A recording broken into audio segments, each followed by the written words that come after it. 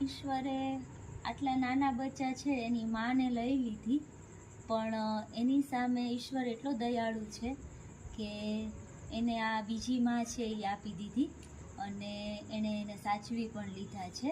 આવું દ્રશ્ય જોઈએ ત્યારે એમ થાય કે ના, ખરેખર ઈશ્વર છે એ કોઈને કોઈ રસ્તો છે એ કાઢી આપે છે.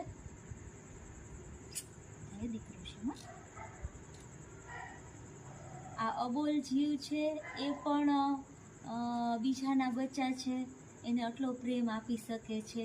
એ ખરેખર આ જોઈએ ત્યારે જ આપણે ખબર પડે કે ભલે ભગવાને એને વાચા નથી આપી કે માણસ જેટલી બુદ્ધિ નથી આપી, પણ એને લાગણી તો ઘણી બધી આપી છે ભગવાને.